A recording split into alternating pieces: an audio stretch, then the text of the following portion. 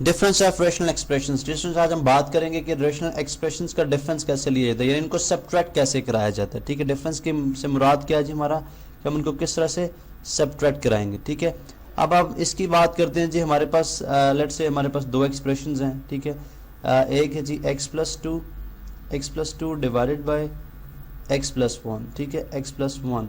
अब इसमें से सब्ट्रैक्ट कराएंगे हम दूसरी एक्सप्रेशन। हमने वही एक्सप्रेशन ली थी जिनको हमने ऐड किया है, अब हम इन्हीं को सब्ट्रैक्ट कराते हैं। अब देखिए, सब्ट्रैक्शन के लिए भी हम वही तरीका इस्तेमाल करेंगे। वो तरीका क्या था जी, सबसे जो फर्स्ट यानी फर्स्ट मेथड जो है, ठीक है, फर्स्ट मेथड। ये तरीका बहुत सिंपल है। इसमें हम क्या करते हैं कि हम जो डिनोमिनेटर्स हैं, ठीक है, उनको इक्वल कराते हैं। डिनोमिनेटर्स आपस में इक्वल कर लेंगे, जिससे हमें क्या बेनिफिट होगा कि हम न्यूमरेटर्स को आपस में ऐड या सब्ट्रैक्ट करा लेंगे। सिंपल, ठीक है। अब देखिए, डिनोमिनेटर्स को इक्वल करने के लिए हम किस तरह से इनको इक्वल कराएंगे, बड़ा यहाँ पे भी सिंपल सा फार्मूला है। देखें, x+2 और x+ डिवाइडेड बाई x+1। हम अब इसके नीचे x+1 है डिनोमिनेटर में और ये x-1 है। अब लेट्स से अगर मैं इसके नीचे x-1 लिखूंगा तो मुझे x-1 से फिर मल्टीप्लाई भी करना पड़ेगा, और अगर मैं इसके नीचे x+1 लिखता हूँ तो मुझे x+1 से यहाँ पे मल्टीप्लाई भी करना पड़ेगा। ठीक है, इसलिए हमें डिनोमिनेटर्स को जो इक्वेट कराने के लिए मैं बोलूँगा जी कि x-1 के साथ मैंने मल्टीप्लाई भी करा दिया। ठीक है, x+2। ठीक है, और इसी तरह से मैंने यहाँ पे x+1 के साथ चूँकि मैंने x-1 के साथ चूँकि मैंने मल्टीप्लाई कराया है तो x-1 के साथ मैं डिवाइड भी करा दूंगा। ठीक है, और जो है x+1 एज इट इज़ जो कि डिनोमिनेटर में ऑलरेडी मौजूद है। ठीक है, इसी तरह से ये अब यहाँ पे आप आ जाएं, यहाँ पे भी हम यही वाला काम करेंगे।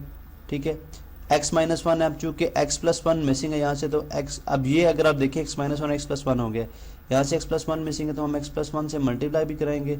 अब चूँकि हमने खुद मल्टीप्लाई करा तो हम क्या करेंगे, खुद से डिवाइड भी कराएंगे। x-1 ऑलरेडी मौजूद है और x+1 हमने मल्टीप्लाई करा दिया। ठीक है, चूँकि डिवाइड करा दिया। अब आप देखें, ये सिंपल वही फार्मूला हमारे पास है, वही लॉ है। जैसे अगर हमारे पास हो 5 एक नंबर हो, इसके साथ मैं अगर 4 मल्टीप्लाई भी कराऊँ और डिवाइड भी कराऊँ तो स्टिल वो जो है वो 5 ही रहेगा। ठीक है, अब आप देखें यहाँ पे जब डिनोमिनेटर्स मेरे पास सेम हो गए, डिनोमिनेटर्स मेरे पास सेम हो गए, तो अब जो रूल ऑफ सब्ट्रैक्शन है इस केस के अंदर वो क्या कहता है कि अगर आपके पास डिनोमिनेटर सेम है, ठीक है, तो वो एलसीएम बन जाएगा एज इट इज़। ठीक है, और जो आपस में न्यूमरेटर्स है वो ऐड या सब्ट्रैक्ट रिगार्ड मतलब डिपेंड्स कि क्या साइन है। अगर वो सब्ट्रैक्शन साइन है तो सब्ट्रैक्ट कर देंगे, और अगर एडिशन साइन है तो ऐड कर देंगे। जैसे हमारे पास हो जी 5/6 माइनस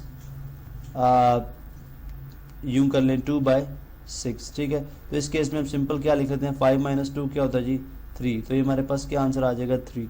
अब यही वाला बेसिकली हमने रूल यहाँ पे भी अप्लाई करना है कि हमारे पास डिनोमिनेटर सेम है तो आप आपस में न्यूमरेटर एज इट इज़ लिख दिए जाएंगे सब्ट्रैक्शन के साइन के साथ। ठीक है, x+2। ठीक है, और -2 × x, इसको मल्टीप्लाई करा दें डिस्ट्रीब्यूटिव लॉ से, एक दफ़ा x के साथ और एक दफ़ा 1 के साथ, ये बन जाएगा 2x।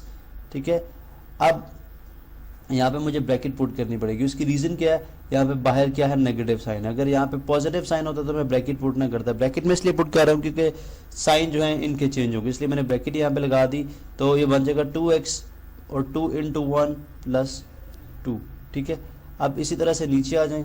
ठीक है, और हम यहाँ पे इनको मल्टीप्लाई करा लेते हैं आपस में। ठीक है, अब आप इनको मल्टीप्लाई कराएंगे। मल्टीप्लिकेशन हमने जो है वो देखिए जी कि किस तरह से x मल्टीप्लाई होगा x+2 के साथ एज इट इज़। ठीक है, यानी बनेगा x × x+2।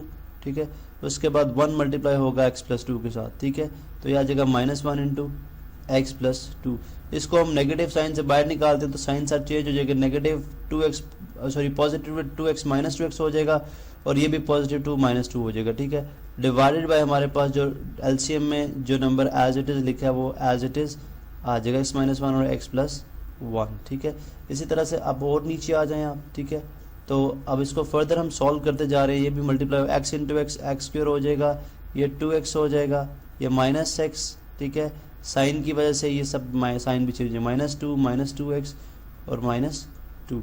ये नीचे अगर आप इन दोनों को मल्टीप्लाई करेंगे, ठीक है, तो हमारे पास बन जाएगा x-1 × x+1। x+1 से मल्टीप्लाई होगा।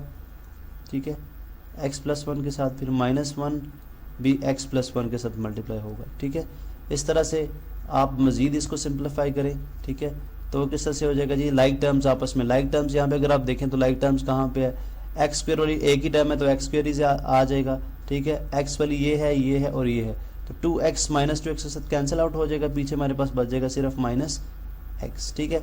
इसी तरह से अगर आप यहाँ पे देखें -2 कितना हो जाएगा -4, ठीक है, -4 डिवाइडेड बाय ये भी मल्टीप्लाई करेंगे एक्स स्क्वायर, ठीक है, minus x into x square minus ये एक्स इंटू एक्स स्क्वायर है, फिर एक्स के साथ मैं डायरेक्ट यहाँ पे मल्टीप्लाई कर रहा हूँ, प्लस एक्स आ जाएगा, ठीक है।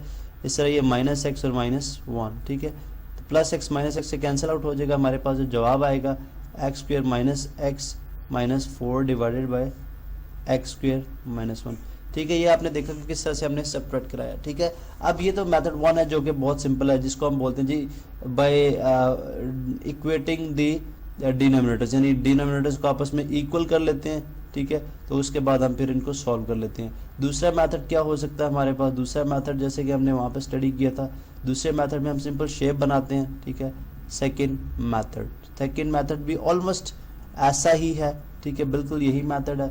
हम करते हैं क्या है जी कि जैसे ये क्वेश्चन हमारे पास x + 2 over x + 1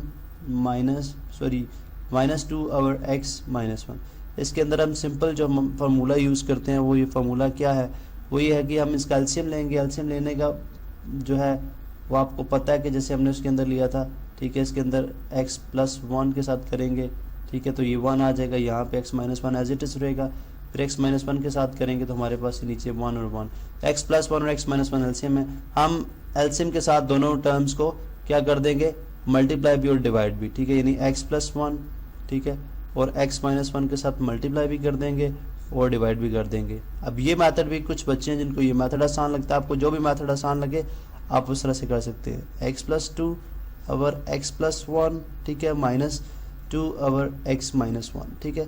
next step क्या होगा, जो न्यूमरेटर में टर्म है ये जाके मल्टीप्लाई हो जाएगी अकॉर्डिंग टू डिस्ट्रीब्यूटिव लॉ, ठीक है, उसी लॉ के मुताबिक ये मल्टीप्लिकेशन होगी, ठीक है।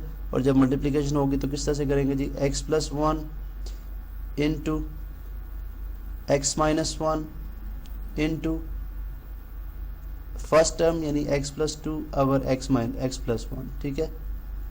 इसी तरह माइनस x + 1 यानी एलसीएम दोबारा x -1 इंटू 2 ओवर x -1, ठीक है, ये आ जाएगा, ठीक है। और इसी तरह जो डिनोमिनेटर में x + 1 है और x -1 वो एज इट इज़ आ जाएंगे, ठीक है। यहाँ पे देखें x + 1 से कैंसिल आउट हो जाएगा और x -1 से कैंसिल आउट हो जाएगा, ठीक है। तो यहाँ पे जो आप देखें x -1 into x + 2 -2 into x + 1, नीचे वही एलसीएम। अब आगे जो क्वेश्चन है वो एज इट इज सॉल्व होगा, ठीक है, जैसे हम ऑलरेडी सॉल्व कर चुके हैं, ठीक है। तो हमारे पास आपने देखा जी ये दो मेथड्स हैं, आपको जो भी मेथड इसमें आसान लगे आप उस मेथड से सब्ट्रैक्शन कर सकते हैं, ठीक है। तो नेक्स्ट लेक्चर में हम देखेंगे जी कि जो रेशनल एक्सप्रेशंस हैं उनकी मल्टीप्लिकेशन आपस में किस तरह से की जाती है।